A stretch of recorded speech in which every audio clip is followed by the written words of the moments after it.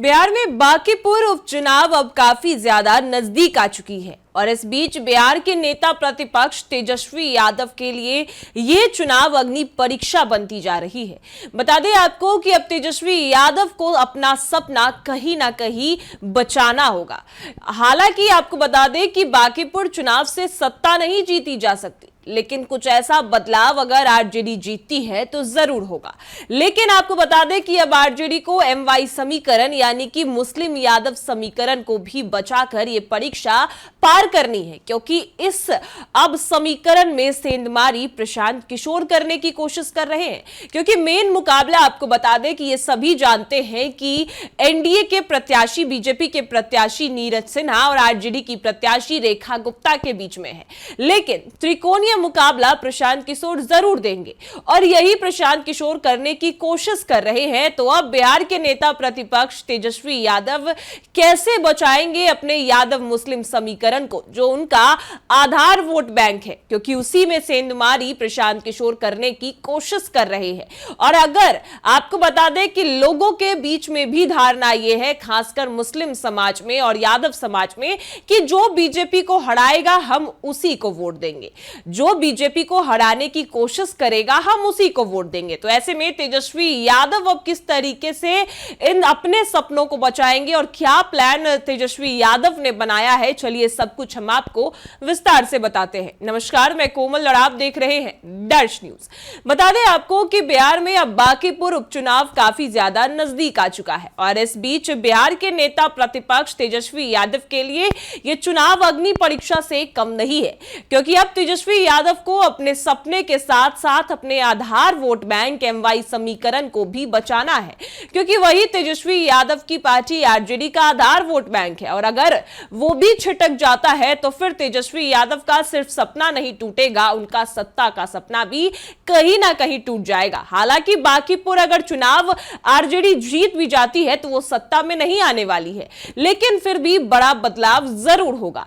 इसी वजह से कहा जा रहा है कि तेजस्वी यादव के लिए अग्नि परीक्षा है, क्योंकि प्रशांत किशोर उनके ही वोट बैंक में सेंधमारी करने वाले हैं। बांकीपुर विधानसभा उपचुनाव भले विभिन्न दलों के लिए जीत या हार का अवसर लेकर आएगी, लेकिन इस चुनाव में तेजस्वी यादव परोक्ष रूप में चुनाव में उतरे बगैर वोटरों की अग्नि परीक्षा से गुजर रहे हैं। बांकीपुर विधानसभा उपचुनाव में सत्ता बदलने की जंग में शामिल नहीं है, ये सब जानते हैं कि एक सीट से बिहार विधानसभा की सूरत नहीं बदलने वाली, लेकिन इस चुनाव में कुछ ऐसा होता दिख रहा है जो तेजस्वी यादव की रणनीति पर कहीं ना कहीं प्रश्न खड़ा कर रहा है। और वो इस खतरे के संकेत के साथ भी मुख्य, आपको बता दें कि भविष्य में भी मुख्य विपक्ष की गद्दी भी ना छिन जाए, यानी कि तेजस्वी यादव की कुर्सी ना छिन जाए। चलिए जानते हैं बांकीपुर विधानसभा उपचुनाव में आरजेडी के युवराज तेजस्वी यादव की राजनीतिक गाड़ी कहां फंस रही है। जातीय समीकरण की भले बात ना करते हो, पर जातीय वोट बैंक उनके निशाने पर शुरू से है। बता दें आपको कि भरत तिवारी एनकाउंटर के बाद बिलौटी गांव जाकर स्वर्ण वोटर को भले प्रशांत किशोर अपने पाले में लेकर आए, लेकिन उनके निशाने पर एमवाई समीकरण हमेशा से रहा। ऐसा इसलिए क्योंकि वो जानते हैं कि स्वर्ण मतों में चाहे जितनी सेंधमारी कर ले, पर जीत तभी मिलेगा जब तक महागठबंधन के आधार वोट बैंक यानी कि एमवाई समीकरण प्रभावित नहीं हो पाएंगे। बता दें आपको कि अगर एमवाई समीकरण, आपको बता दें कि महागठबंधन के जो आधार वोट है वो प्रभावित नहीं कर सकते हैं, तब मामला प्रशांत किशोर का जरूर बिगड़ जाएगा। यही वजह है कि एमवाई समीकरण को लेकर के प्रशांत किशोर पहले भी सजग थे। याद करें जब वर्ष 2025 बिहार विधानसभा चुनाव में प्रशांत किशोर ने 75 मुस्लिम और 75 अति पिछड़ा सभी उम्मीदवार को चयन किया था, और इस बार भी प्रशांत किशोर ने तय कर लिया है कि बांकीपुर विधानसभा उपचुनाव लड़ेंगे, तो उन्होंने महागठबंधन से समर्थन की उम्मीद की थी। तब इस बात की भी आलोचना काफी हुई कि एक पढ़ा लिखा व्यक्ति और कहले की मालिक प्रशांत किशोर 9वीं पास तेजस्वी यादव से जनसुराज के पक्ष में मतदान करने को कह रहे हैं। क्या है आखिर प्रशांत किशोर की रणनीति? बता दें आपको कि प्रशांत किशोर कहने को भले बांकीपुर विधानसभा उपचुनाव को व्यवस्था के विरुद्ध लड़ाई का उद्देश्य उद्देश्य मान रहे हैं, पर वो भी जानते हैं कि इस चुनाव में जातीय समीकरण के बिना जंग जीती नहीं जा सकती। प्रशांत किशोर ये भी जानते हैं कि राष्ट्रीय जनता दल अगर एनडीए के साथ खड़ा है तो वो है उसका आधार वोट बैंक, जो AIMIM भी कहले और कहले की MY समीकरण। पर इन दिनों मुस्लिम वोटरों ने एक नई रणनीति बनाई है कि बीजेपी उम्मीदवार नीरज सिन्हा को जो हराएगा ज्यादातर वोट उसी उम्मीदवार को जाएगा।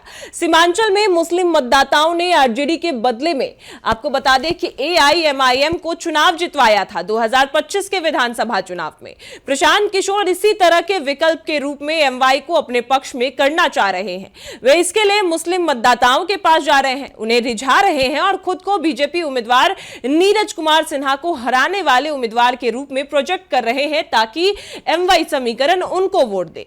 सूरत भी प्रशांत किशोर के अनुकूल बन रही है, क्योंकि आपको बता दें कि प्रारंभ में बांकीपुर विधानसभा उपचुनाव में चुनावी जंग की सूरत कुछ इस कदर बन रही है कि बीजेपी का मुख्य संघर्ष आरजेडी की नेत्री रेखा गुप्ता से है। प्रशांत किशोर चुनाव को त्रिकोणीय बना सकते हैं, पर धीरे धीरे बांकीपुर विधानसभा उपचुनाव का रंगत बदलने लगा है।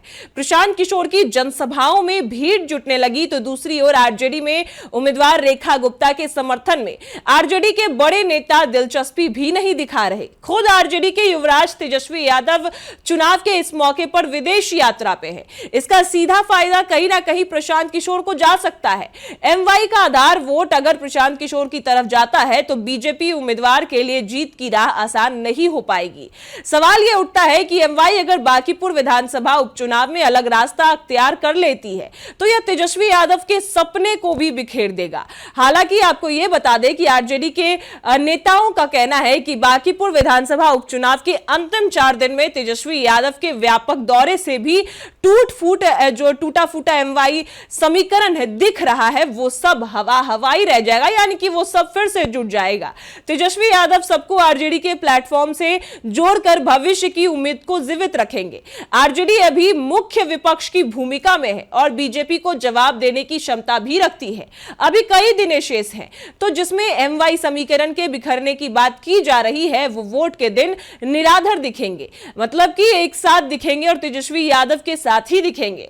आपको बता दें कि कहा यह जा रहा है कि तेजस्वी यादव अपने सपने को कैसे बचाएंगे, क्योंकि उनका आधार वोट बैंक जो MY समीकरण है वो कैसे तेजस्वी यादव बचाएंगे। हालांकि अगर बात करें स्वर्ण वोटर राजपूत भूमियार ब्राह्मण में अगर सेंधमारी करते भी हैं तो कुछ वोट आएंगे तेजस्वी को, कुछ वोट आएंगे प्रशांत किशोर को, जो कोशिश प्रशांत किशोर कर रहे हैं।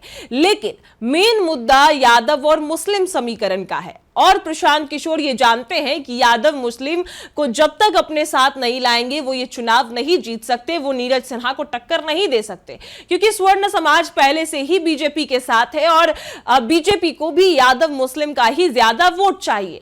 और यही प्रशांत किशोर कर रहे हैं कि यादव मुस्लिम वोट बैंक अपने पाले में ले आएंगे तो बीजेपी उससे जीत नहीं हासिल कर सकती है।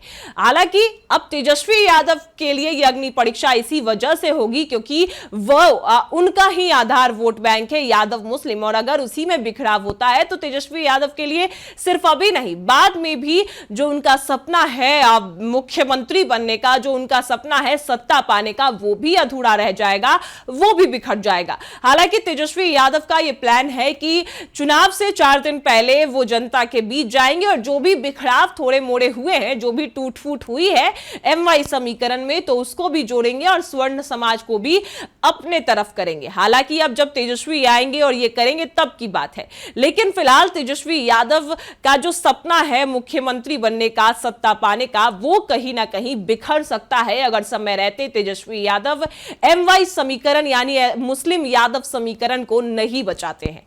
फिलहाल इस खबर में इतना ही। आपकी क्या राय है वो हमें कमेंट में जरूर बताएं और देखते रहें दर्श न्यूज।